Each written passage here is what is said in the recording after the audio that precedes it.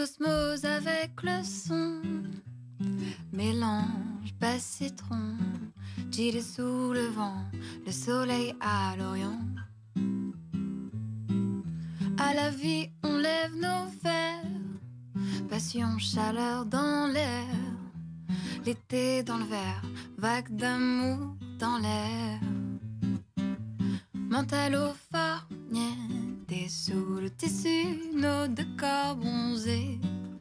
Petit déhanché, tel le mot bébé. Mental au phare, niente bain de minuit, sous la lune dorée. Pieds nus endiablés, tel le mot bébé. L'été tout déshabillé et nos danses exaltées. L'été tout déshabillé et nos amours déchaînés. Far niente, far niente, sur ta peau le sel sauvage, faire la bise au coquillage. Dalida Captaya, vivre la Dolce Vita. Tes lèvres me torturent, ravie de sécheresse sur l'azur. Perles de litchi, agua de coco et d'envie. Mental au phare, niente sous le tissu, nos deux corps bronzés. Petit déhanché, tel le mot bébé. Mental au phare, niente bain de minuit, sous la lune dorée. Pieds nus endiablés, tel le mot bébé. L'été tout déshabillé et nos danses exaltées. L'été tout déshabillé et nos amours déchaînés. Far niente, far niente, far niente, far niente.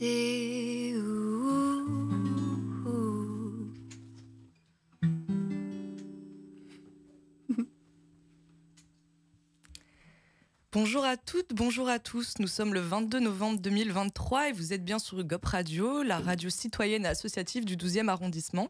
Aujourd'hui, c'est l'émission Walkman, l'émission dédiée à la musique. Je suis ravie de vous présenter Marie Colomera, que nous avons juste en face. Enchantée, Rosie. Enchantée et bienvenue. Merci d'être là. Merci à toi pour l'invitation. Merci. Tu nous as présenté Far Niente. Donc, c'est ton premier single qui est sorti le 23 juin 2023, si je ne me trompe pas. Oui. Parfait. Merci pour... c'était parfait. J'ai adoré. Voilà, je peux te le dire. Bon, bah, trop cool. Alors, moi, ce que j'aime, c'est de partir de manière chronologique pour cette interview. Et pour qu'on remonte vraiment à cette pensée que tu as pu avoir très jeune, de te lancer dans la musique. Moi, j'ai envie qu'on comprenne qui tu es réellement aujourd'hui et tout le chemin que tu as parcouru et surtout que tu vas parcourir avec le temps. Ouais. Dis-moi où est-ce que tu as grandi et est-ce que tu peux me décrire un peu ton schéma familial, c'est-à-dire est-ce que t'as été dans une famille qui déjà t'a baigné dans la musique ou pas? Parle-moi de tout ça, dis-moi. Ok. Alors moi du coup, moi je suis née à L'Isle-sur-la-Sorgue. C'est un petit village dans le Vaucluse. Et à 2 ans, mes parents ils ont déménagé à Saint-Raphaël, donc une petite ville au bord de l'eau, au bord de la mer. Et je pourrais pas dire que j'ai grandi spécialement dans une famille de musiciens. Mais par contre, mes parents, ils ont toujours aimé la musique et ils m'ont fait tout de suite découvrir beaucoup de musique soul, de musique bossa. Et donc, oui, j'étais baignée par ça. Et du coup, c'est comme ça, en fait, que je suis un peu arrivée à la musique. Disons que c'était dans mon oreille, mais que je l'avais pas encore, si je veux, intellectualisé en me disant « Ah, ok, mais en fait, j'ai vraiment envie de faire de la musique, genre, c'est vraiment possible. » C'est venu un peu plus tard. Donc, si je comprends bien, tu as découvert ta passion pour la musique par toi-même, déjà? Ouais, en fait, non, mais c'est assez rigolo, mais c'était en regardant la Starac. C'est vrai?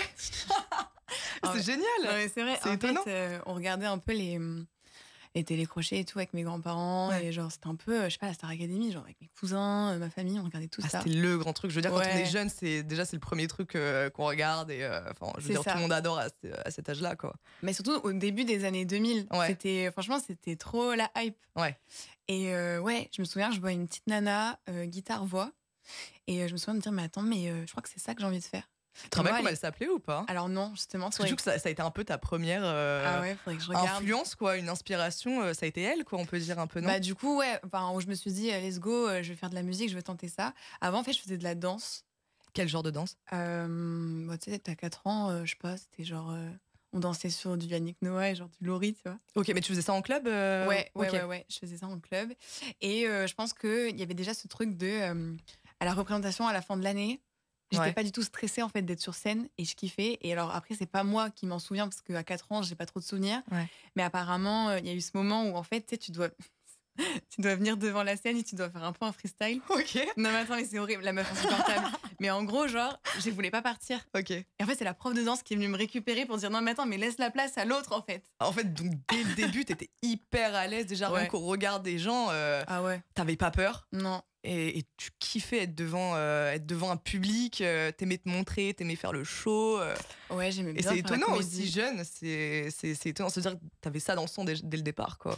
Bah c'est ça, même si tu vois, après, bah, t'as l'adolescence, t'as le lycée, et du coup, tu perds confiance. En fait, Ouais. je trouve que la confiance t'as Complètement. quand t'es petit, C'est différent. et la Et ça spontanéité, change avec le temps, de ça, c'est fou. sûr. Ouais. Et après, en fait, tu passes toute ta vie à essayer de récupérer ça, je trouve. Donc t'avais quel âge, tu me disais, à ce moment-là? Je devais avoir, pour la danse, je devais avoir 4-5 ans. Ouais. Et c'est à quel moment que tu t'es dit, par exemple, comme quand tu regardais la Starac, c'est à quel moment que tu t'es dit, ok, j'aime la musique, je vais travailler ça et j'espère peut-être en faire quelque chose. C'est vraiment. Est-ce que tu te rappelles de l'âge que tu avais à ce moment-là? Très jeune, du coup, j'imagine. Alors ouais, je me suis pas dit tout de suite, je vais en faire quelque chose. Ok. J'ai commencé à 8 ans, le premier cours de guitare classique. Ok. Le moment où je me suis dit, ah ouais, mais attends, j'ai peut-être des facilités et peut-être que c'est là-dedans que je vais y aller, ça, je me le suis dit il y a peut-être 1 an ou 2 ans, quoi. Ah, seulement? Je pensais que c'était beaucoup Avant, plus. c'était loisir, si tu veux. Ouais. Après, moi, si à 18 ans et tout, je savais que je voulais le faire, mes parents, ils voulaient pas. C'était hors de question, il fallait que je fasse des études et tout. Donc, si tu veux, je l'ai mis un peu de côté. Donc tu gardes ta passion, mais il fallait quand même penser Voilà. aux études à côté. Ouais, les parents, quoi. C'est ça, fallait avoir un vrai, pas un vrai métier, mais il fallait avoir un métier. Quelque chose de safe, on va Ouais, dire. Souvent, safe. c'est ça l'idée. Sécure. C'est vrai que c'est risqué souvent de se mettre à 100% dans sa passion et surtout artiste. Voilà, exactement. Et en fait, c'est pendant mon année de césure à la fac où justement j'ai commencé à faire des stages Ok. et à découvrir le monde de l'emploi vraiment sur des longues périodes parce que j'ai toujours travaillé l'été, mais c'est différent un job saisonnier versus Oui, tu quand même. fais 6 mois dans une L'expérience. entreprise. Ouais. Et là, j'ai compris que faire un 35 heures, voire plus, parce que tu fais jamais un 35 heures, si c'est pas un truc qui te plaît, c'est chaud. C'est vraiment chaud et au final, le salaire, ça te tient pas la motivation pendant très longtemps, quoi. Donc c'est seulement il y a 1 an à peu près que tu t'es vraiment dit, là je veux me lancer là-dedans, je veux chanter, je veux être sur scène, je veux rendre cette passion un métier pour moi, quoi. C'est ça, exactement. Ok. Mais du coup, enfant, bien avant, bien avant l'année dernière où tu t'es dit, ok, là j'en fais quelque chose, tu t'imaginais faire quoi? Enfant, moi je m'imaginais être archéologue. Aucun rapport du coup à ce Non, mais ouais. Archéologue ou fleuriste. Ok, d'accord. Coiffeuse aussi. Ok, beaucoup de. Mais des trucs, en fait, au final, manuel, tu vois. Très manuel. Au final. Et je retrouve ça dans la musique parce que du coup, la guitare, etc., il y a ce truc très manuel et créatif. Donc, oui, c'était plutôt ça. Je m'imaginais plutôt faire des trucs comme ça. Et c'était quoi tes influences musicales qui ont marqué tes débuts en tant que chanteuse ou même avant, très jeune des artistes, des musiques qui te faisaient rêver et que tu t'es dit, voilà, moi je veux faire pareil et c'est ça. Et surtout aussi les influences dans ta musique à toi, quoi. Oui. Et c'est rigolo, mais moi, le premier souvenir musical que j'ai, j'avais tanné ma mère pour aller voir Laurie. Oui. Classique, Mhm. maternelle. Voilà. Mais après, non, plus tardivement, en fait, ça a été. En fait, si tu veux, au début, non, mais c'est horrible, mais j'écoutais vachement la radio, genre Énergie et tout, tu vois. Mhm. Donc, on peut pas dire grande culture musicale. Mes parents m'apportaient un peu leur culture, mais moi, c'est vrai que je cultivais pas ça. Et c'est à l'âge de 16 ans où là, je sais pas, j'ai pris conscience et j'ai commencé à me cultiver cinématographiquement parlant et musicalement parlant. J'ai intégré en fait le conservatoire à Saint-Raphaël. je me suis rendu compte que j'avais plein de lacunes et que plein de trucs qui sont censés être des classiques, je les avais pas. Et que tu les connaissais pas, Et d'accord. là, j'ai bossé, genre, je les ponçais, tu vois, je prenais des artistes et je ponçais les albums et j'essayais de me faire en fait ma culture. Et là, j'ai commencé à diguer, à chercher partout. Et je dirais, du coup, au début, ma première influence, ça a été Pink Floyd. Incroyable. Je comprends totalement et j'adore toujours Pink Floyd. C'est un peu, voilà, clairement les classiques, intemporels. C'est ça, exactement. J'adore que tu aies dit ça. Ah ouais, non, mais vraiment, c'est Tu vas sortir Pink Floyd, ça fait plaisir. de fou. Et bon, Pink Floyd, Stevie Wonder, Prince, Supertramp, Dire Évidemment. Straits, tous ces groupes-là des années 70, mais vraiment, mais tout. Et en même temps, à côté, il y avait la bossa nova, parce que moi, mes parents, ils écoutaient beaucoup Henri Salvador, mais surtout l'album Chambre avec vue. D'accord, oui.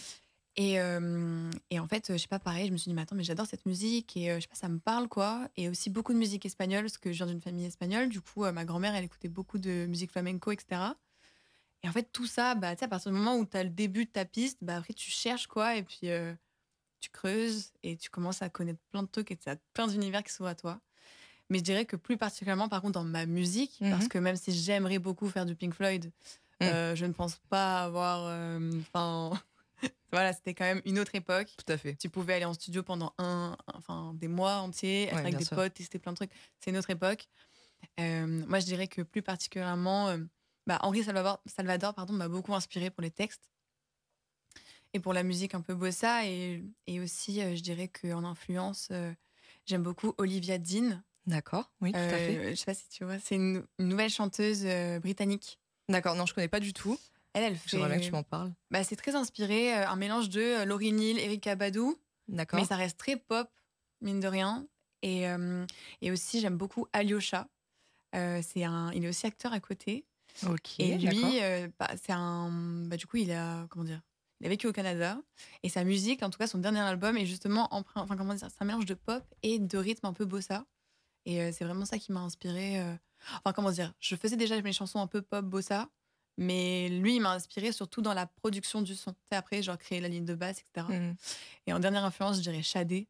Oui, voilà. Oui, évidemment. Là, c'est juste que c'est incroyable. Voilà, c'est incroyable. Par contre, tu vois, c'est noté années 80. Ouais. Et la complexité, c'est d'arriver, je trouve, à faire du Shadé en actuel, quoi. Mais moi, elle m'a énormément inspirée. Enfin, je veux dire. Mais tu vois, là, tous les artistes que tu m'as dit, on le ressent énormément dans ce que tu fais. Et en fait, du coup, si je comprends bien, ça t'a permis vraiment de faire une évolution dans ton style musical et vraiment de définir un petit peu du coup ton style musical réellement, c'est ça ? C'est ça, en fait, de définir la direction artistique que moi je voulais pour mes chansons et en tout cas ce premier projet. Mais ça a été, je veux dire, en fait, t'écoutes énormément de chansons avant de te dire, ah ok, en fait, c'est vers là que je veux aller, quoi. C'est un mélange, c'est toi qui composes d'un côté, forcément tu composes avec ce que t'as écouté. Et en fait, toi, quand tu composes, moi je compose en tout cas guitare-voix, donc t'as pas de basse, t'as pas la batterie derrière, t'as pas les claviers. Eux, c'est vraiment une influence dans le son et la globalité de la chanson, tu vois. D'accord. Mais ce que j'aimerais savoir, du coup, c'est comme tu me disais tout à l'heure, c'est que tes parents, ils ont bien fait en sorte que tu continues des études. Ouais. Tu m'avais expliqué d'ailleurs que tu étais en droit. Ouais, j'ai fait une double licence droit éco à la Sorbonne. Et toujours actuellement là, j'ai basculé en management international. Ah, voilà, c'est ça. Ouais. Et non, mais déjà, comment ils le prennent, tes parents ? Même si en soi, voilà, maintenant, mais est-ce qu'ils le comprennent surtout ? La compréhension des parents, qu'est-ce qu'ils te disent maintenant ? Parce que maintenant, tu arrives quand même à dealer entre vraiment le côté talentueux que tu as, donc de viser d'être chanteuse et de réussir dedans, mais aussi tu deals avec tes études. Est-ce qu'ils le comprennent ? Comment ça se passe avec eux ? Alors oui, je pense que y a eu un grand moment d'incompréhension. Après, je pense aussi que du coup, le temps a fait les choses, quoi. Et t'as su leur prouver aussi d'une certaine manière. Oui, voilà, c'est ça. C'est qu'au final, peut-être qu'ils voulaient aussi que je prouve que non, en fait, c'est pas juste une lubie et c'est bien plus que ça, parce que effectivement, du coup, je combinais conservatoire de musique à Paris, les concerts pour moi m'entraîner à faire les scènes ouvertes et les études. Et j'ai toujours eu des très bons résultats à l'école. J'ai toujours réussi à tout faire. Et je pense que là, maintenant, justement, la dernière fois qu'on a eu une discussion par rapport à ça, parce que forcément, des fois, tu peux avoir des baisses de morale au début d'un projet. Tout à fait, j'imagine. Et t'as ce truc de trouver du financier, pardon, trouver des sous pour pouvoir réaliser ce que tu veux. Moi, j'ai envie de réussir ça par moi-même, tu vois. Peut-être que si c'est parce que je veux vraiment leur montrer jusqu'au bout que non, en fait, genre. Mais t'as une motivation. Je vais y arriver. On la ressent, ta motivation, et voilà. c'est ça qui est chouette, quoi. Mais eux, ils m'ont dit, ouais, tu nous as fait plaisir en faisant des études, donc maintenant, fais-toi plaisir. Ok. En gros, finalement, il y a eu une compréhension à la fin. T'as grandi, ils ont confiance en toi, et t'as pu leur prouver exactement, quoi. Et puis aussi, c'est une manière de parler des choses. C'est que au début, moi, je parlais que de je veux faire de la musique. Aujourd'hui, avec l'expérience que j'ai pu gagner, c'est que je parle, oui, il y a la musique artistique, mais il y a l'industrie de la musique. Et toute cette sphère-là, et cette dimension, je la connaissais pas à 18 ans. Aujourd'hui, je la connais un peu mieux. Et en fait, ça me permet aussi de, légitimer mes promos et propos et légitimer mon projet auprès de, que ce soit de n'importe qui au final. Hein. Et c'est comment de gérer comme ça les études et la musique? C'est parce que c'est intéressant d'entendre ça, parce que déjà je pense qu'il y en a beaucoup sûrement qui se retrouvent comme toi à devoir essayer d'avoir comment expliquer, vraiment quelque chose de sûr d'un côté, à se construire avec les études et de se dire voilà, si la musique ça marche pas, j'ai quand même un bagage derrière qui peut amortir ma chute en quelque sorte. Enfin, j'imagine que c'est un peu ça qu'on s'imagine. Oui. Mais déjà les études ça prend énormément de temps, c'est vrai que moi quand je suis en études, j'ai pas le temps de faire autre chose à côté, ou alors quand je le fais, j'ai vraiment du mal. Toi, tu le vis comment? Et en fait, si tu veux, alors comment dire, il y a eu la terminale où là, tu vois, je faisais 14 heures de conservatoire par semaine. Avec le bac en plus. Avec le bac, mes parents voulaient que je prépare Sciences Po, enfin bref. Ah oui. C'était un peu l'enfer la terminale. Mais du coup, quand je suis arrivée en L1 à Paris, tu vois, je connaissais pas en fait comment on s'inscrivait au conservatoire et tout, et du coup, j'avais un peu loupé les inscriptions. Et pendant 1 an, je me suis retrouvée à pas faire de musique, tu vois, faire de ton côté chez toi, un peu de mon côté, mais pas quelque chose de sérieux, quoi, si je peux comprendre. Et j'ai été hyper malheureuse. Et c'est rigolo parce que là en ce moment je suis en train de lire Lettre à un jeune poète, et la première lettre que le gars dit à celui, c'est un poète qui envoie ses poèmes à quelqu'un qui a déjà écrit des poèmes. D'accord. Pour avoir un retour. Et ce gars, le premier truc qu'il lui dit, c'est je vais pas te faire de critique, mais par contre toi il faut que tu fasses une introspection pour savoir si pour toi tu pourrais te passer de créer, de faire des poèmes et de rechercher artistiquement ce que tu as envie d'exprimer, tu vois. C'est exactement ce que tu as vécu, du coup. Et en fait, c'est exactement ce que j'ai vécu, parce que pendant 1 an, j'étais hyper malheureuse. Si tu veux, même si je sortais, je voyais des potes, j'avais un manque. Mais je me sentais vide, en fait.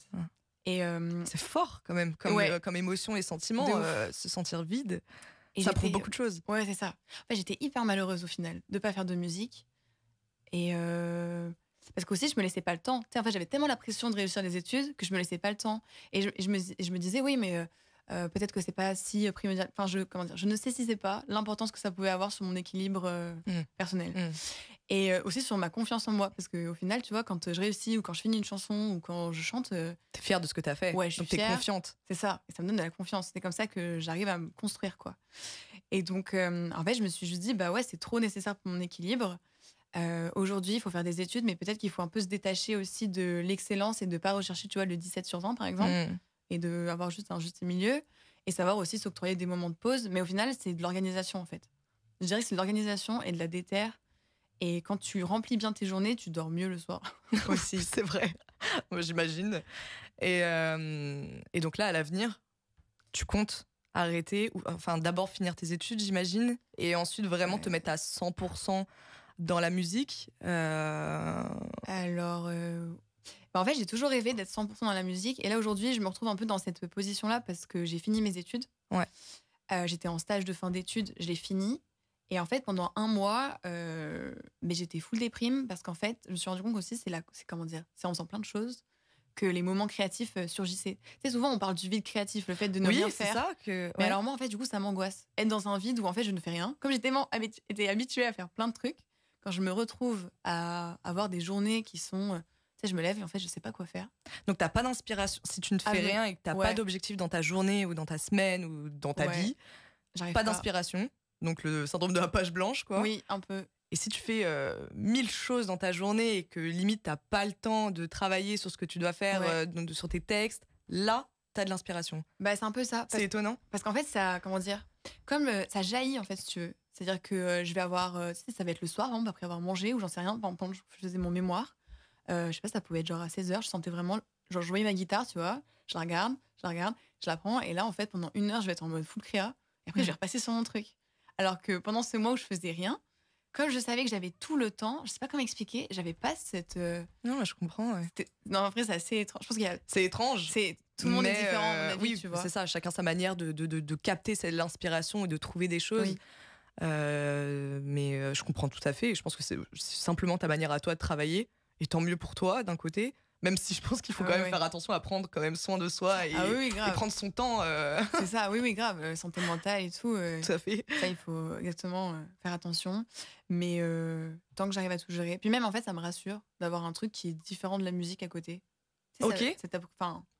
Parce que la musique, c'est un truc où tu vas beaucoup te remettre en question parce que c'est du travail. Bien sûr. Et pour travailler, il faut être un peu insécure. Il faut toujours rechercher quelque chose. Et en fait... tu peux vite te perdre et vite t'angoisser, en fait, et regarder regarder ce que font les autres, ou alors toi passer une chanson, tu peux passer 10 ans à l'écrire, comme au final c'est un tableau. Avoir quelque chose qui te coupe un moment et qui n'a rien à voir avec tout ça, bah ça au fait final, du bien. en fait c'est un équilibre, et je pense vraiment que c'est important. Et t'arrives à garder cet équilibre là en ce moment? Oui. Ça va? Bah ouais, j'essaye, ouais, grave. Là, je recherche un petit CDI. Ouais. Mais ouais, grave. Donc en fait, tu comptes à chaque fois essayer quand même d'avoir quelque chose à côté et de faire autre chose et de travailler sur d'avoir d'autres objectifs en tête. C'est ça qui te permet de maintenir et de réussir dans ta carrière, enfin surtout dans tes inspirations, enfin dans tout l'objectif artistique, quoi. Oui, c'est ça. Et puis c'est qu'il faut avoir pour le moment de quoi un peu remplir son frigo. Bien sûr. Et bien sûr, mon objectif premier, c'est de créer une économie autour de ma musique, tu vois. Mais en parallèle, là, je suis encore hyper jeune. Je pense que quand on est jeune, on veut tout de suite, on n'est pas très patient. Enfin, je dis ça, hein, mais je travaille sur ça, tu vois. Mais justement, rien que le boulot créatif, en fait, et comment dire, améliorer son art, sa manière de faire les chansons, déjà, ça prend tellement de temps qu'il faut pas mettre la charrue avant les bœufs. Et je pense qu'il faut avoir, comme tu dis, genre un filet de sécurité. Ouais. En fait, il faut naviguer sur 2 planches de skate qui peuvent parfois, genre, hyper s'écarter, mais il y a forcément un moment où, en fait, elles vont se rejoindre jusqu'à ce que tu puisses sauter et être plus qu'une seule fois sur une seule planche de skate. D'accord, et d'avoir fait ton choix au final. Tu vois ce que je veux dire? Ouais. Je vois complètement. Donc, tu étais à Saint-Raphaël toute ton enfance. Et maintenant, ça fait 6 ans que tu es à Paris. C'est ça. 6 ans à Paris pourquoi Paris? Est-ce que c'est côté artiste, du coup, pour réussir dans la musique? Principalement. Mes parents voulaient que je fasse des études prestigieuses. J'avais eu la Sorbonne. Et en même temps, ça tombait sous le sens. Moi, je me disais, très bien, à Paris, je vais faire ma vie artistique et tout. Voilà. Le Sud te manque pas? Si, forcément. En vrai, forcément. C'est 2 vies différentes, en fait. Enfin, je mène 2 vies différentes, mais au final, j'ai toujours vécu une double vie. Enfin, si tu veux, une vie d'artiste, mais une vie de personne qui va... Enfin, tu vois, des fois, en tout cas, ces dernières années, je faisais des concerts, des fois devant 300 personnes.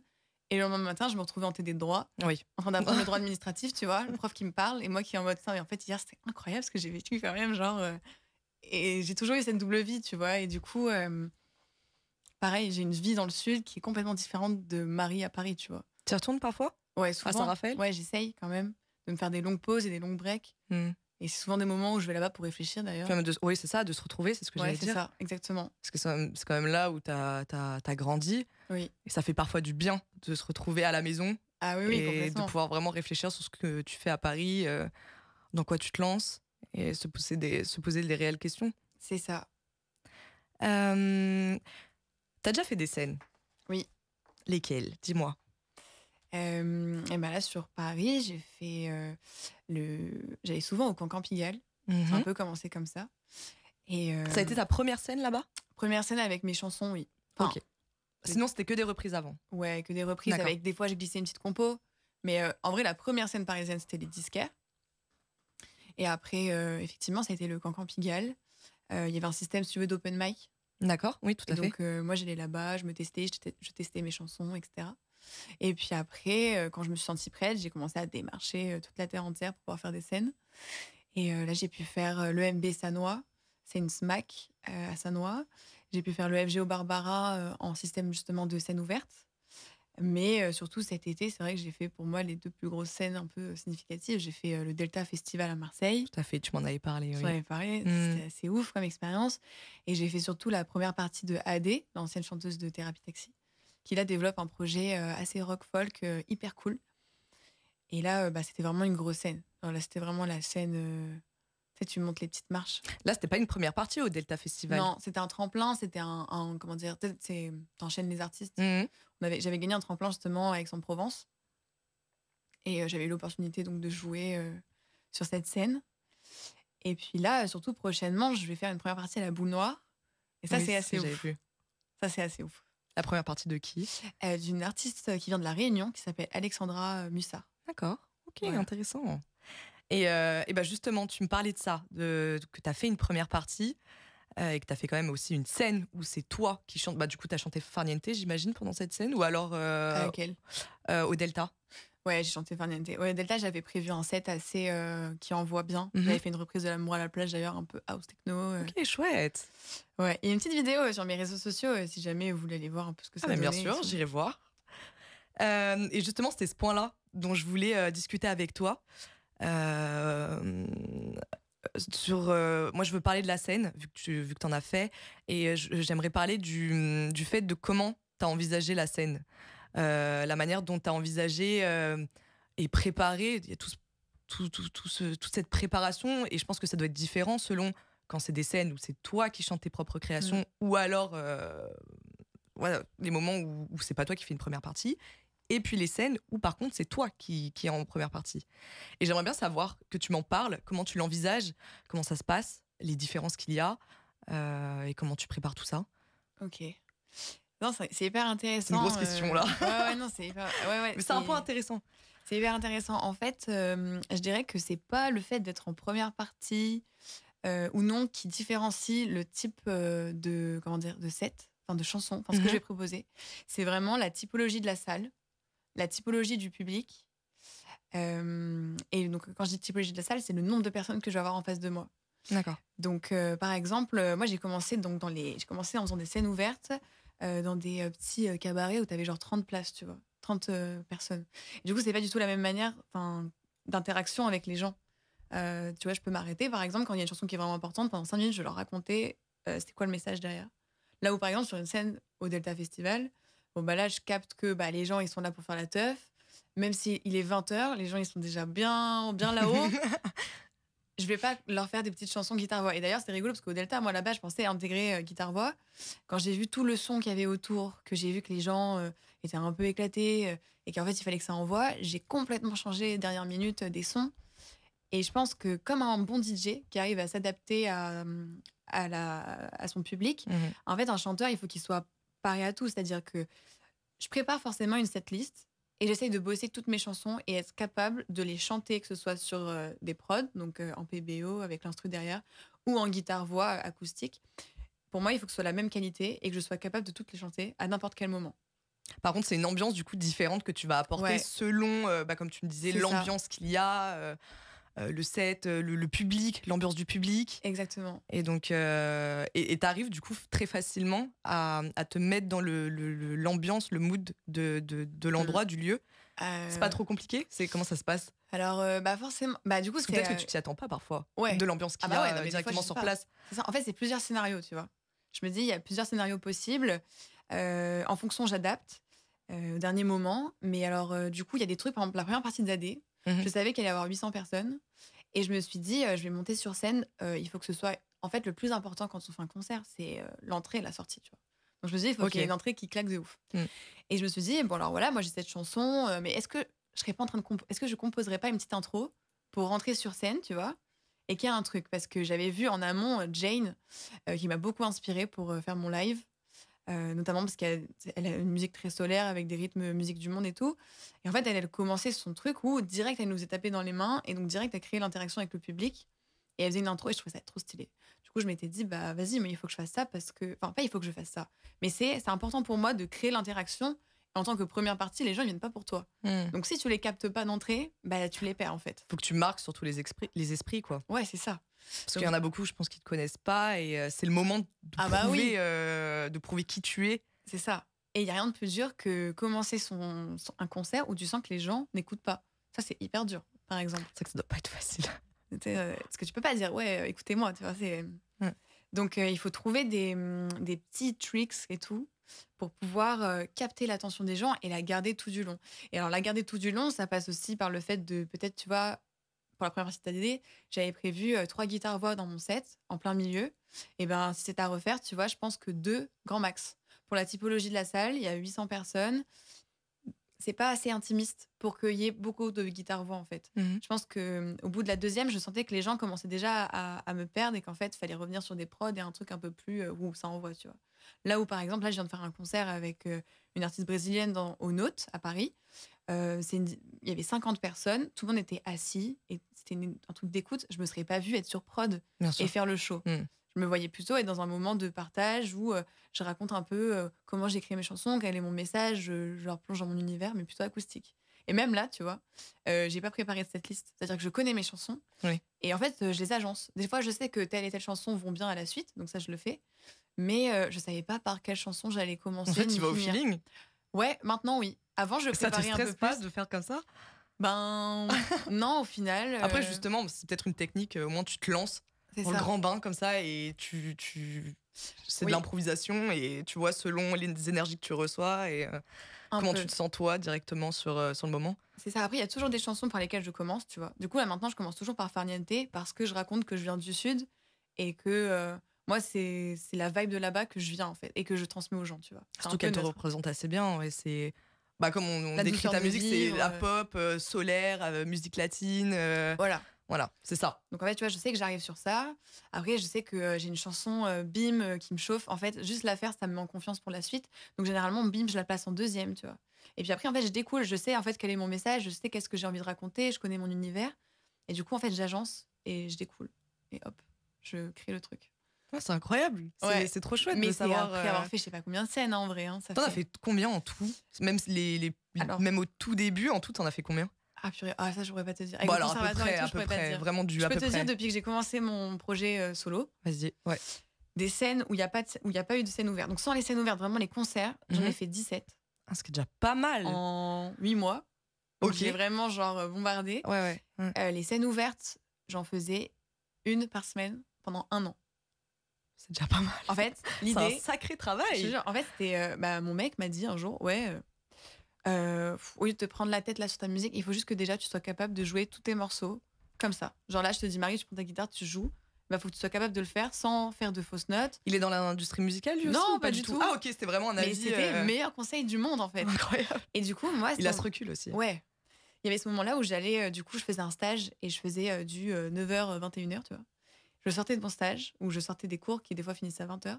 Et ben, je me forçais une fois par semaine à aller à une scène ouverte où je ne connais personne. J'allais toute seule, exprès. Genre, c'est pas mes potes, parce que tes potes, forcément, ils vont être contents, ils vont écouter. Là, c'est des gens que je connais pas, que je dois convaincre. Et je leur joue des chansons. Et forcément, au début, j'avais pas taffé, tu vois. Donc, je faisais des pains. La première fois, j'ai testé, j'étais sur prod. Je te jure, j'ai commencé à chanter. J'étais devant la scène, j'ai fini, j'étais genre contre le mur en PLS. Je voulais juste me cacher, tu vois. Mais je me suis forcée, en fait. Enfin, c'est pas que je me suis forcée, parce que si, tu vas au culot, en fait. C'est pas agréable, tu vois. Tu vas au culot et t'as tout ton courage et, faut y tu aller, le fais. De toute façon, je pense que c'est ça, c'est quand tu commences, d'un côté, t'as pas le choix. T'as pas le choix et je pense qu'il faut... Faut pas croire que quelqu'un va venir te sauver et va te dire « Ah, t'es incroyable ». Genre non, faut que t'ailles lui prouver que t'es incroyable. Et parce que justement, j'avais une question comme ça, c'est que quand on commence, comment s'imposer dans l'industrie musicale? Et toi, je pense que t'es en plein dedans encore, si je dis pas de bêtises en soi. Je commence. Ouais. Prémisse. Ouais, c'est ça. Et c'est comment? Est-ce que t'as du mal encore? Après, j'ai l'impression quand même que tu vas pas mal au culot, donc même si ça fait peur, t'es motivé, t'y vas. En tout cas, c'est ce que je ressens quand tu me parles. Et je veux bien que tu m'expliques un petit peu, parce qu'il y a sûrement eu beaucoup de défis par rapport à ça, pour s'imposer dans l'industrie musicale. Donc si t'en as, je veux bien que tu m'en parles. Comment s'imposer dans l'industrie musicale selon toi et comment tu fais, quoi? En fait, c'est compliqué. Comment dire? C'est une question hyper intéressante parce que tu m'aurais posé la question il y a 3 mois, je t'aurais pas dit la même chose. Et même plus tard, tu me diras pas la même chose. Parce que là, t'es en plein dedans. Les avis, ils changent au fur et à mesure. De ouf. En gros, L'année dernière, tu vois, au final, j'ai passé plus de temps quand je me suis dit, OK, maintenant, maintenant que je suis solide et que j'ai fini de faire mes scènes ouvertes et que je sais où je veux aller musicalement, Mhm. sachant que je pensais, il y a 7 mois, savoir où j'allais musicalement, mais en fait, pas du tout. Genre, tu vois, là, j'en suis beaucoup plus sûre aujourd'hui où je veux C'est aller récent quand même. musicalement. 7 Ouais, mois, ouais, c'était il y a grave. pas trop longtemps. Mais c'est là, je me suis posée à Sarah, j'ai réfléchi pendant un mois, je me suis dit, attends, Ah je ouais. veux faire quoi, genre. Et non, en fait, en fait, il faut commencer. C'est-à-dire qu'au début, tu as l'impression que c'est hyper vaste et que tu sais pas où tu veux aller. Mhm. Mais justement, il faut faire. Parce que moi, c'est en faisant que j'ai fait des erreurs, que j'ai compris que c'était pas très grave de faire des erreurs et que, Tout bah à fait. oui, j'allais être triste, je sais pas moi, pendant une semaine et après, c'est bon, j'allais, comment dire, C'est comme ça que être t'apprends, plus de toute forte façon. en fait. T'apprends comme ça. Exactement. Il faut faire. Et le moment où, en fait, comment dire, je sais pas, tu fais un zénith, tu vois, genre l'arrivée finale. Déjà, il n'y a pas tout le monde qui fait ça. Il n'y a pas tous les projets qui sont faits pour faire un zénith, tu vois. Je me suis autant éclatée en chantant devant 800 personnes en première partie d'année que quand je fais mes scènes de 30 personnes à Paris, tu vois. D'accord. Je m'éclate pareil parce qu'en fait, au final, bah, c'est pas le même partage, c'est pas le même truc, c'est pas la même posture, mais C'est tout le temps j'aime les deux. différent, hein, en fait. Mais si tu veux, comment on s'impose, déjà, je dirais qu'il faut être patient et que moi, pendant un an, je me suis un peu perdue justement en réfléchissant trop à la stratégie, à la cible, quitte à, enfin, j'en ai limite oublié de faire de la musique. J'ai beaucoup plus réfléchi. Je dis pas qu'il faut pas le faire. Mhm. Genre, il faut le faire, mais il faut pas se perdre dedans. J'ai beaucoup. Moi, je me suis perdue avec l'image. Je me suis perdue avec démarcher toute la terre entière pour faire des salles de concert. Je me suis perdue en voulant tout faire toute seule. Et en me disant, mais en fait, peut-être que je vais contacter des pros et tout. En fait, il faut d'abord être sûr musicalement de ce qu'on propose. Et pour moi, la première recherche, elle est là. Et bien sûr, ça va changer, tu vois, au fur et à mesure. Et alors après, moi, je me suis dit, il faut se confronter au public. C'est-à-dire qu'en fait, on aura beau dire, oui, bien sûr, les pros, ils aident. Et bien sûr, les pros, c'est eux qui posent une carrière. Mais en fin de compte, quand même, si toi, déjà, t'as pas bossé ton truc en amont, Mhm. Ouais. et ben, en fait, les trucs que tu dois convaincre, les premières personnes que tu dois convaincre, c'est toi, et ensuite, Ça, c'est c'est le sûr. public. C'est vrai. T'as pas Tu tort vois, dans ce pour que moi, tu c'est dis, le c'est public vrai. qui choisit, en Ouais. fait. Le nombre de carrières ou de gens là que j'ai pu voir ces dernières années où, tu vois, c'est des projets émergents, d'un coup, tu commences à en entendre parler. Tu sais, aujourd'hui, on n'en entend plus parler. C'est vrai ce que tu dis. Mhm. Pour moi, Clara Luciani, par exemple, bah, si elle est toujours là, Elle a su c'est convaincre bien. les Ouais, déjà, auditeurs. elle a commencé, elle avait 19 ans, tu vois. Mm. Et le jour où on en a entendu parler, elle en avait 27. Oui, c'est vrai. Ça a mis beaucoup de temps. Ouais. Ça a mis beaucoup de temps. Et en fait, si elle reste et qu'elle dure aujourd'hui, c'est qu'elle a su convaincre le public. Tout à fait. Parce que de toute façon, la maison de disques, eux, ils sont là pour gérer un budget, gérer de l'argent, croire dans des projets. En fait, c'est un peu comme un investisseur, si tu veux. Ils vont pas investir à perte. Bien sûr qu'ils vont miser sur des projets. Mais si le projet ne rencontre pas son public, bah, à un moment donné, ça s'arrête, tu vois, ce qui est normal, en fait. On n'est pas une asso, entre guillemets. Ouais, bien sûr. Et donc, du coup, moi, je pense que pour commencer, en fait, il faut se lancer toujours des défis et il faut être solide et il faut aller à la rencontre des gens. Soit par les plateformes de streaming, soit par les réseaux sociaux, soit par le live. Moi, j'étais à l'aise et j'adore en fait parler avec les gens et avoir des gens en face à face, tu vois. Bien sûr, oui. Donc, je me suis dit, ok, ben moi, je vais mettre mon énergie dans créer un live, trouver des dates de concert, etc. Ça a du sens pour moi. Peut-être beaucoup plus que juste faire des réseaux sociaux et je me dis, les pros, ils viendront quand ça viendra, quoi. Enfin, en fait, c'est une rencontre, tu vois. Enfin, je pense que il faut semer aussi. Genre, il y a un truc, c'est qu'il faut semer. Je dis pas qu'il faut être tout seul dans son coin et attendre que ça arrive. Bien sûr. Il faut semer, construire. Et il y a forcément un moment où ça viendra, quoi. Je pense. Ouais, en fait, Je sais pas si j'ai répondu à la question. Mais si, tout à fait. C'est hyper intéressant. Et en fait, c'est ça. Toi, tu te jettes direct sur scène. Tu tentes. Pas avoir peur, quoi. Voilà, Ouais. c'est ça. En fait, t'as peur de rien, là. T'as pas peur. Bah, pas sur ça, Peut-être quoi. du futur, mais là, pour l'instant, dans tout ce que tu fais, t'as pas peur. Non, pas maintenant. Et Ou puis alors, pas c'est du sur- bon stress, en tout cas. Ouais, oui, mais pas sur ça. Enfin, tu sais, tu peux avoir peur de perdre des proches, tu peux avoir peur de tomber malade ou des trucs comme ça, mais tu peux pas avoir peur d'un échec dans la musique, tu vois, ou tu peux pas avoir peur d'aller à la rencontre des gens. Je sais pas. En fait, pour moi, ce serait de la peur ou pour moi, ce serait de la fierté peut-être mal placée, tu vois. Faut pas, en fait. Peut-être que c'est dur et tout, mais justement, si c'est dur, c'est que c'est un challengeant, c'est que c'est un travail, c'est qu'il faut aller là-dedans, tu vois. Comment tu gères les aspects techniques de la production musicale et l'enregistrement en studio? Ça se passe comment? Ça commence guitare-voix, je Ouais. dirais. Puis après, moi, je vais sur Parce que Farniente, du coup, c'était différent quand même. Ouais, oui, de ça, hein. Ouais. Ouais, carrément. Ouais. Ouais. Alors, Farniente, en fait, c'est que si tu veux, au début. Enfin, je voulais un morceau un peu house, parce que j'aimais beaucoup. Je voulais des morceaux un peu pour l'été. En fait, moi, j'aimerais avoir des morceaux assez intimistes et tout, mais des morceaux où parfois, peut-être, tu peux avoir un peu cette good vibe, chill, t'écoutes au bord de ta piscine, tu danses avec des potes, apéro. Mhm. Mais Farniente, c'était surtout un son un peu pour l'été. Je voulais me tester, Tout tu à vois. fait. En fait, c'était un peu un test, quoi. Mhm. Tu sais, T'es fière au final de ce bah, test-là? ouais, j'ai appris plein de trucs. Alors, bien sûr, il y a plein de trucs à améliorer, tu vois, dans ce morceau. Et bien sûr, le prochain, Moi, je l'ai beaucoup aimé. il ressemblera pas. Mais oui, mais moi aussi, en vrai, il me plaît, tu vois. Mm. Et je dirais qu'au début, j'ai composé comme ça guitare-voix. J'ai pris Logic Pro sur mon ordi. J'ai regardé des tutos YouTube. J'ai essayé d'écouter beaucoup de musique, savoir, OK, c'est quelle couleur que je veux donner en fait à ce son. Mhm. Je veux qu'on l'écoute dans quelles circonstances, c'est quoi le message et tout. Je me suis fait une petite playlist de plein de morceaux que j'aimais. Et après, je me suis dit, OK, bah, maintenant, je vais m'inspirer, je vais prendre Logic et puis je vais faire ma batterie comme ça, je vais faire mon machin comme ça. Et après, à l'époque, j'ai rencontré un réal qui s'appelle Maxence Davo. Et lui, il a eu aussi cette vision sur Farniente de son un peu pour l'été, un peu house, mais on garde la touche un peu latine et on garde ce côté pop. Et je me suis dit, OK, let's go, en vrai, on va faire le Delta, c'est un bon test.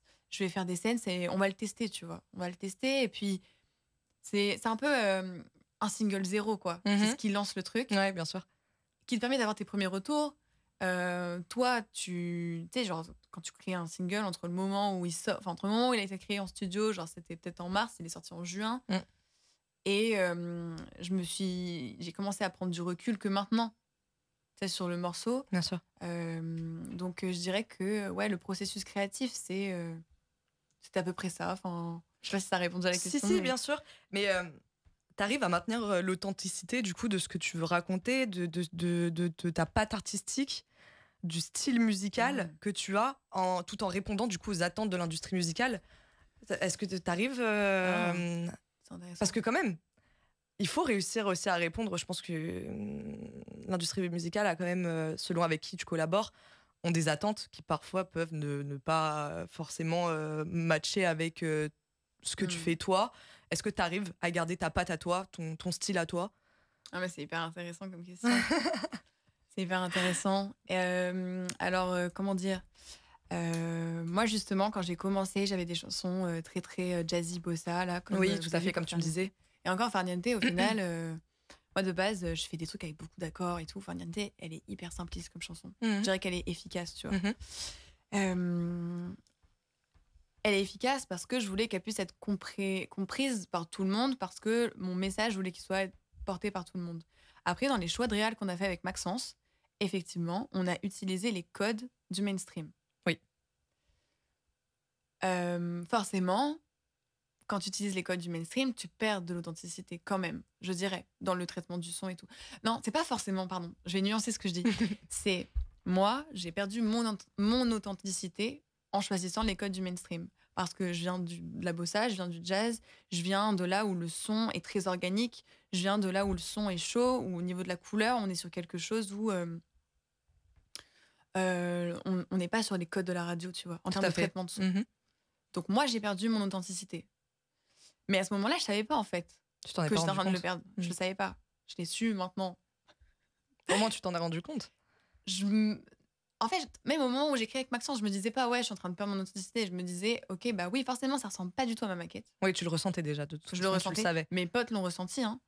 Et je me suis dit, ouais, mais en fait, c'est un choix. C'est que je veux aller dans le côté mainstream, dans le côté radio et tout, parce que je pense que pour réussir dans la musique, il faut faire ça. Mhm. Mais en fait, pas du tout. Hein. Pas du tout. Parce que au final, tu vois, il y a eu des morceaux qui ont été produits dans la même vibe que Farniente, avec les mêmes codes.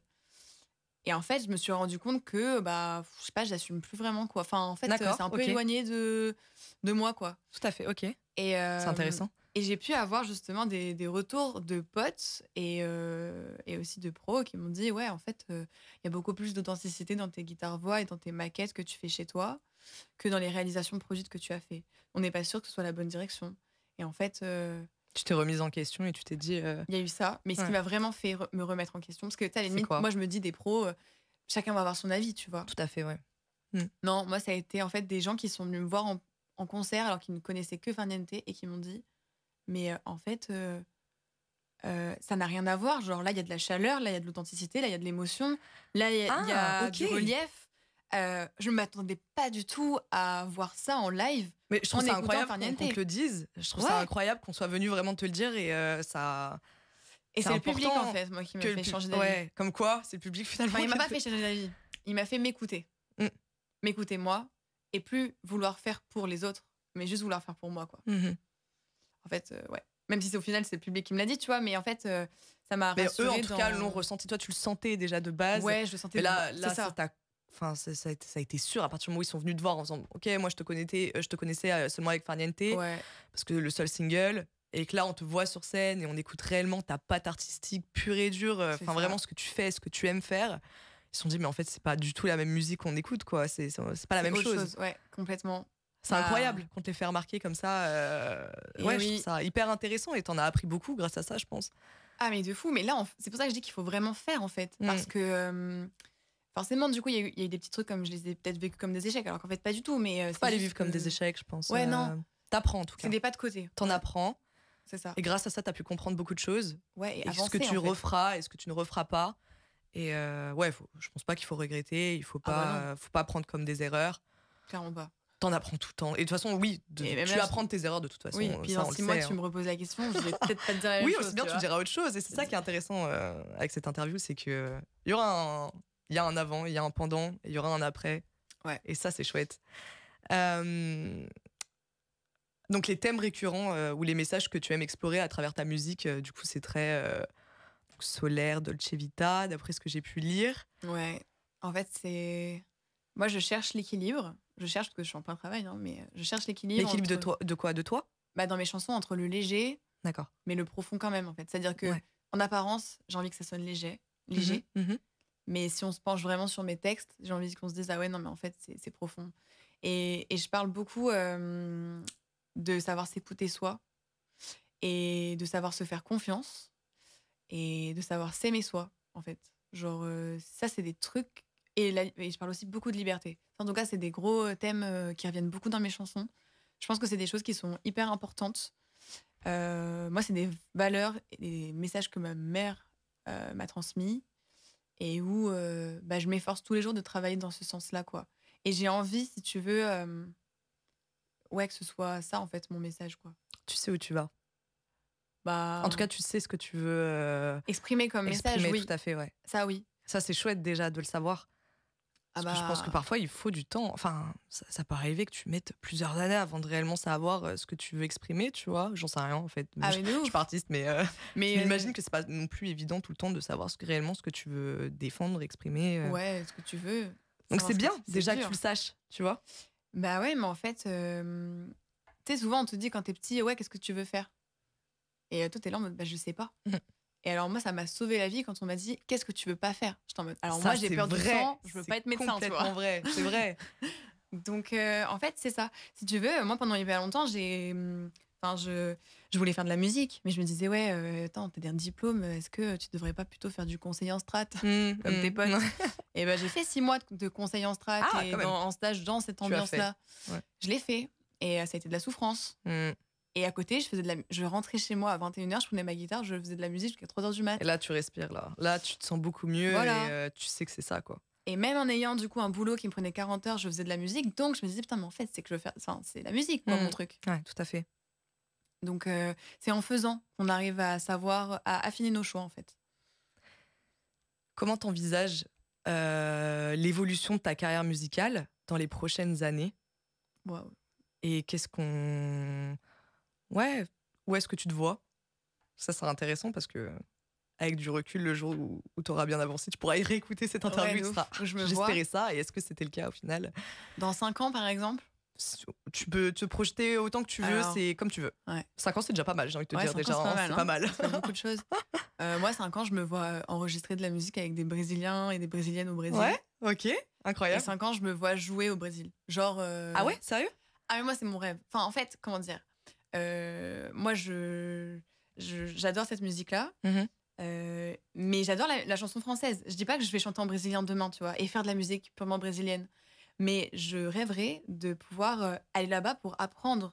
Parce qu'en fait, c'est une musique qui se transmet très oralement, tu vois. J'ai la chance d'avoir un super bon prof de basse au conservatoire qui m'apprend beaucoup l'harmonie. Et en fait, tu vois, il y a des trucs que j'entends. et que du coup je cherche sur ma guitare et lui il va m'expliquer, il va me dire oui mais en fait normal que t'arrives pas et que ça corresponde pas au classique du jazz et tout parce qu'en fait c'est de la musique orale, mais en gros clairement ce qu'ils font, tu vois, il m'explique en fait comment ils pensent cette musique là. Moi je rêve d'aller là-bas pour savoir comment on pense cette musique là. Dans une temporalité très proche là je me vois enregistrer des chansons dans la direction que j'ai choisie aujourd'hui qui me semble être la bonne direction parce qu'elle me correspond à 100%. Et je trouverai forcément un public à qui ça parlera, tu vois. Et je me vois donc travailler sur ces chansons-là à court terme. Et je me vois continuer à faire des dates de concert pour montrer ce que je fais, tu vois. Et partager, en fait, des valeurs qui me sont hyper proches, tu vois. Genre, dès que j'ai des potes, je leur fais, non, mais le plus important, c'est de s'écouter et tout. Là, tu te forces à faire un truc qui te correspond pas. Là, tu te forces à être dans cette relation, mais tu te demandes pourquoi lui, il t'aime pas. Mais est-ce que toi, déjà, tu te sens bien dans ta vie, tu vois, sans Tout lui? à fait. Enfin, Ouais. et ben ça, je le dis à mes potes, je le dis à mon petit frère, je le dis à mes proches, mais j'ai envie de le dire à le plus de monde possible pour que tout le monde soit. Parce que pour moi, c'est un peu ça la clé du bonheur, tu vois, c'est d'être bien avec soi, quoi. Mmh. Et donc là, je me vois faire le plus de scènes pour pouvoir partager ça, travailler sur mes morceaux dans la direction que j'ai choisie et être fière de ça. Et long terme, je me vois faire un feat avec des chanteurs et chanteuses Comme qui? brésiliennes. Ah ok, oui, brésilien comme qui toujours. Ouais, Moi, mon rêve absolu, c'est Seu Jorge. d'accord. Mais vraiment, mais genre, voilà, enfin, enfin. On en reparlera d'ici 5 ans. Ah, si un jour j'arrive à faire ça, faut que je me dépêche parce que bon, Ouais. voilà, enfin, c'est mon rêve absolu, tu vois, genre, comme mon rêve absolu pour être un feat avec Stevie Wonder, mais je pense que c'est un peu trop tard. Mmh. Mais ouais, ce serait mon rêve absolu, ouais. Qu'est-ce qu'on peut te souhaiter là pour Là, Qu'est-ce qu'on peut te souhaiter? Ça va un peu avec la même question que je t'ai posée, de ce que tu espères dans l'avenir, mais on pourrait me souhaiter de faire la rencontre. Ouais. Ouais, genre la rencontre. La rencontre. Là où les C'est-à-dire, rencontres. ouais. Donc toi, tu veux rencontrer dans le domaine toujours musical du coup ou Eh juste ben, dans la globalité, dans ah ta ouais. vie, tout simplement. Bah ouais, en fait, ouais, ça peut être dans ma vie entière, mais oui, enfin, je dirais oui, parce que forcément, tu vois, si demain je fais la rencontre et que c'est quelque chose qui est artistique ou quelque chose qui est genre businessment parlant ou quoi, forcément que ça va impacter ma vie, tu vois. Bien sûr, évidemment. Mais je dirais, ouais, là où les rencontres, en tout cas, qui seront charnières et qui arriveront à m'éveiller, en fait, tout simplement, tu vois, et à m'élever, quoi, enfin, entre guillemets. Voilà. Trop bien. Cher auditeur, c'est déjà l'heure de se dire au revoir. J'aurais pu passer au moins 2 heures à discuter avec toi de tes projets. Enfin, c'était incroyable, vraiment, j'ai passé un bon temps. Merci beaucoup, Marie. C'est un plaisir. Merci beaucoup. Je souhaite remercier Marie, Samuel et Pierre. Merci à vous. Vous étiez avec nous aujourd'hui sur UGOP Radio, la radio citoyenne associative du 12e arrondissement. Marie, en dernière information, est-ce que tu pourrais me dire où est-ce que nos éditeurs peuvent t'écouter ou alors te suivre sur les réseaux? Oui, bien sûr. Alors, pour m'écouter, parce qu'effectivement, on va enchaîner avec 2 reprises, parce que je veux garder mes petites compos secrètes. Vous pouvez venir me voir du coup le 3 décembre à la Boule Noire en première partie d'Alexandra Mussa. Et vous pouvez me voir aussi le 9 décembre à la Mazane. Donc les 2 dates sont à Paris. Et puis pour suivre le reste de l'actualité, vous pouvez me retrouver sur les réseaux sociaux. Marie Colomera, Colomera. Sur Instagram, c'est aussi Marie Colomera, mais vous pouvez aussi retrouver avec Marie Azur, je crois, tiré du bas. Oui, c'est ça. Azur-du-bas. Et bien sûr, sur les plateformes de streaming, si vous voulez découvrir le son Farniente, non pas dans sa version acoustique bossa, mais dans une version un peu plus produit, vous pouvez retrouver Farniente avec Marie Colomera. En tout cas, nous espérons que vous avez apprécié l'émission autant que nous avons aimé la présenter. Un grand merci à notre équipe technique. On se revoit une prochaine fois. D'ici là, prenez soin de vous et à bientôt sur les ondes de UGOP Radio, la radio du 12. C'était Rosie. En vous souhaitant une excellente journée. Au revoir et à la prochaine. Bon, du coup, je vais vous jouer L'amour à la plage de Niagara.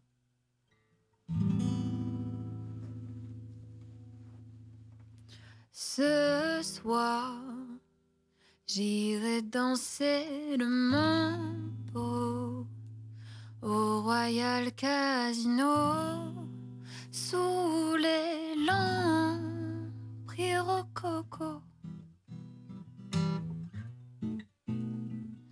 La pluie viendra me faire oublier. Tu me feras rêver comme dans les chansons d'été. C'est l'amour à la plage.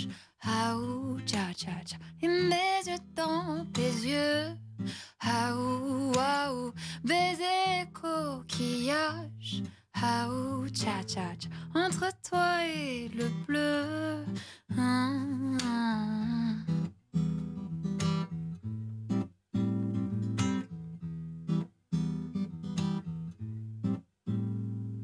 La mer, quand vient le temps des vacances, c'est le temps de la danse entre tes bras toutes les nuits.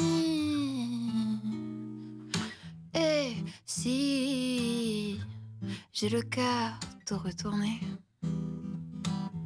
là je t'embrasserai jusqu'à la fin de l'été. C'est l'amour à la plage.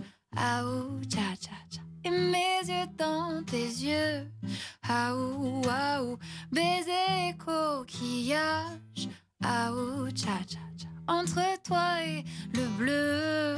Non, c'est l'amour à la plage. Aou, tcha tcha tcha. Et mes yeux dans tes yeux. Aou, aou. Baiser coquillage. Aou, tcha tcha tcha. Entre toi et le bleu.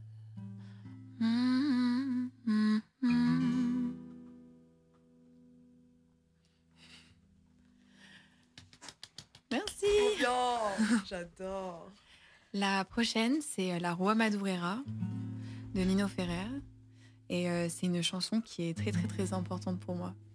Genre, j'aime bien le préciser parce que justement, elle parle de quelqu'un qui au final n'est jamais allé au Brésil et je sais pas, je me retrouve un peu là-dedans.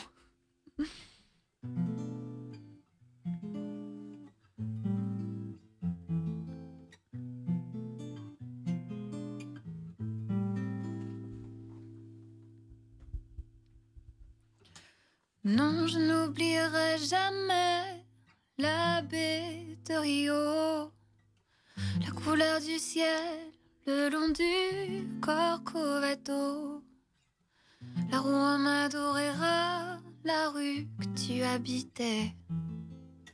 Je n'oublierai pas, pourtant je n'y suis jamais allée. Non, je n'oublierai jamais ce jour de juillet où on s'est connus, où nous avons dû nous séparer. Aussi peu de temps et nous avons marché sous la pluie. Je parlais d'amour et toi tu parlais de ton pays.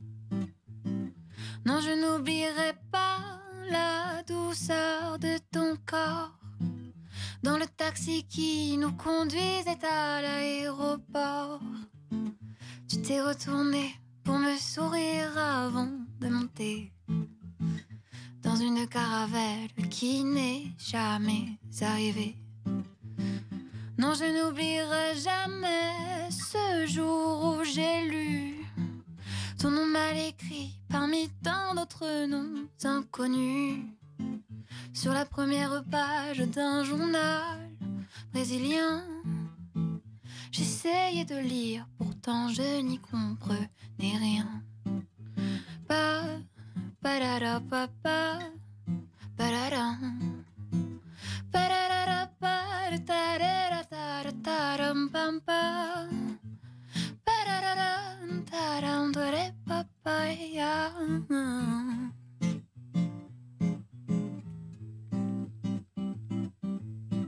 Non, je n'oublierai jamais la baie de Rio, la couleur du ciel le long du Corcovado, la rue Madureira, la rue que tu habitais. Je n'oublierai pas, pourtant je n'y suis jamais allée.